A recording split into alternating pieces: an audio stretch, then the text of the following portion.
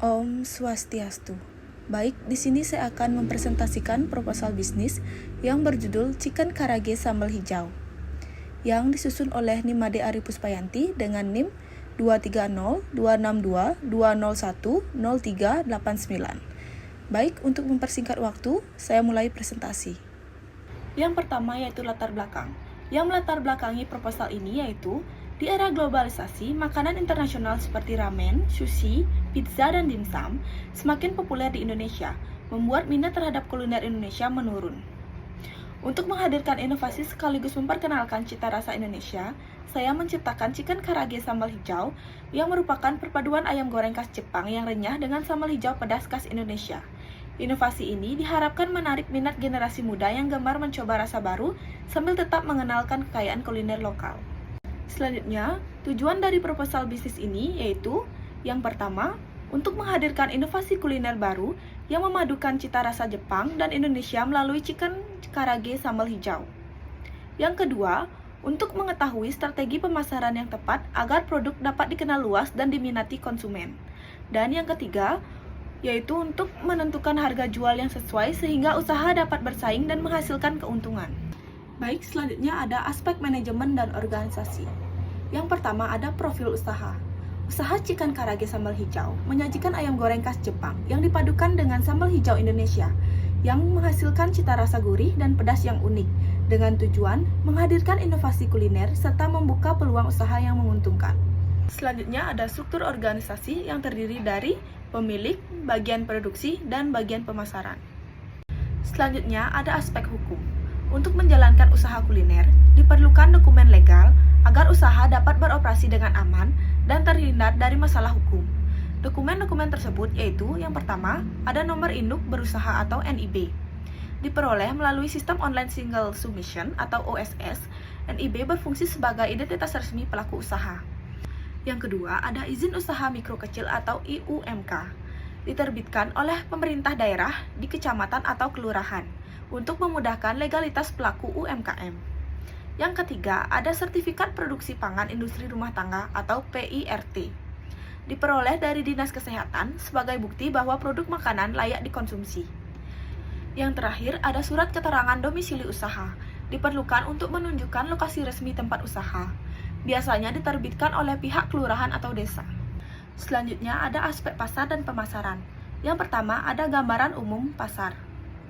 Tren makanan yang memadukan cita rasa internasional dan lokal semakin diminati, terutama oleh generasi muda. Chicken Karage Sambal Hijau hadir sebagai inovasi kuliner yang menggabungkan kerenyahan ayam Jepang dengan pedas gurih sambal hijau Indonesia. Dikemas higienis dan praktis, produk ini cocok untuk pelajar, mahasiswa, dan pekerja yang membutuhkan makanan cepat saji namun tetap lezat. Selanjutnya ada target pasar atau permintaan pasar dari produk ini, yaitu yang pertama, ada pelajar dan mahasiswa yang mencari makanan cepat saji dan terjangkau. Yang kedua, ada pekerja kantoran yang membutuhkan makanan praktis untuk makan siang. Yang ketiga, ada masyarakat umum yang gemar kuliner pedas dan kekinian. Dan yang terakhir, ada wisatawan lokal yang tertarik mencoba makanan unik khas daerah. Selanjutnya ada strategi pemasaran. Strategi pemasaran yang dilakukan berdasarkan konsep 4P, yaitu yang pertama ada produk. Produk utama adalah Chicken Karage Sambal Hijau dengan cita rasa gurih, pedas, dan sedikit manis. Produk ini dikemas dalam box ramah lingkungan. Yang kedua ada price atau harga. Harga per boxnya yaitu 25.000. Harga ini kompetitif karena setara dengan makanan cepat saji lainnya. Yang ketiga ada place atau tempat. Lokasi usaha berada di pusat kota Gianyar, kawasan ramai yang dekat dengan sekolah, kampus, dan area perkantoran. Dan yang terakhir ada promotion atau promosi. Dilakukan secara digital dan langsung melalui media sosial seperti Instagram, TikTok, Facebook dengan konten menarik berupa foto, video, dan testimoni terhadap pelanggan. Selanjutnya ada analisis SWOT.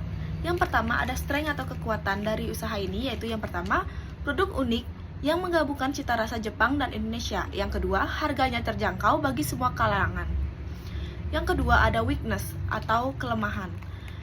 Weakness atau kelemahan dari usaha ini yaitu yang pertama, daya tahan produk terbatas atau harus segera dikonsumsi. Yang kedua, ketergantungan pada bahan segar yang harganya bisa berfluktuasi. Yang ketiga, ada opportunity atau peluang. Peluang dari usaha ini yaitu yang pertama, tren kuliner fusion sedang naik daun di kalangan anak muda. Yang kedua, promosi mudah dilakukan melalui media sosial dan layanan pesan antar digital. Yang terakhir ada threat atau ancaman. Threat atau ancaman dari usaha ini yaitu yang pertama, banyaknya pesaing baru di bidang kuliner pedas dan cepat saji. Yang kedua, perubahan tren kuliner yang cepat.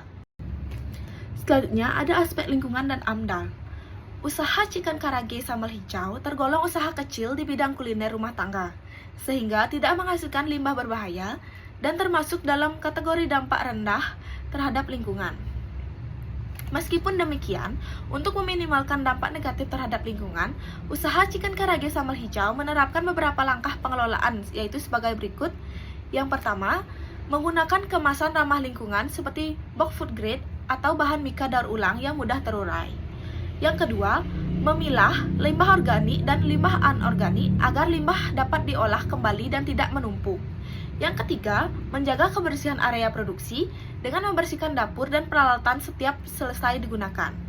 Dan yang keempat, memastikan sanitasi air dan udara agar tidak mencemari lingkungan sekitar.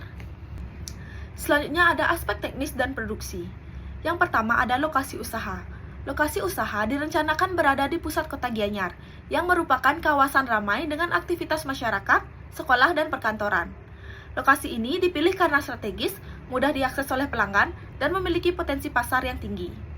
Yang kedua ada peralatan. Peralatan yang digunakan dalam usaha ini yaitu kompor gas, wajan besar, kulkas, baskom, pisau dan talenan, cobek, sutil atau spatula, dan saringan minyak. Selanjutnya ada bahan baku yang digunakan dalam usaha ini yaitu yang pertama ada daging ayam, selanjutnya ada tepung bumbu, ada telur ayam, cabai hijau, bawang merah, bawang putih, tomat hijau, daun jeruk, dan minyak goreng. Selanjutnya yaitu aspek sumber daya manusia. Yang pertama ada pemilik usaha. Pemilik berperan sebagai pengambil keputusan utama dalam seluruh kegiatan operasional usaha. Tugas utamanya meliputi perencanaan produksi, pengawasan kualitas, serta pengelolaan keuangan dan pemasaran. Yang kedua ada bagian produksi. Bagian produksi bertugas mengelola bahan baku menjadi produk siap saji dengan cita rasa khas sambal hijau. Kegiatan utama mencakup persiapan bahan, proses penggorengan, menjaga kebersihan area dapur. Yang ketiga ada bagian pemasaran. Bagian ini memiliki peran penting dalam menjaga hubungan baik dengan pelanggan. Tugas utamanya yaitu mengemas produk, melayani pelanggan, promosi, dan mengatur pengantaran pesanan. Selanjutnya yaitu ada aspek keuangan. Yang pertama ada modal awal. Modal awal yang diperlukan dalam usaha ini yaitu sebesar 36.250.000. Yang kedua ada proyeksi biaya operasional. Perkiraan biaya operasional per bulannya yaitu sebesar 12.200.000. Selanjutnya ada net cash flow. Dengan asumsi penjualan sebanyak 30 box per hari, maka total pendapatan per hari menjadi sebesar 750.000. Kemudian, pendapatan per bulan menjadi 22.500.000 dan pendapatan per tahun menjadi sebesar 270 juta. Selanjutnya ada penyusutan.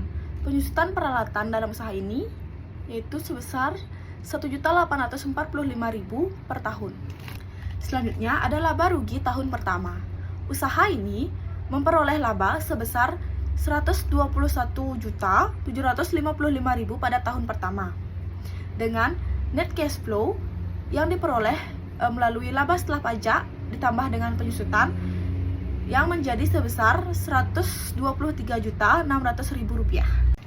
Selanjutnya ada analisis kelayakan investasi. Yang pertama, analisis payback period atau PP.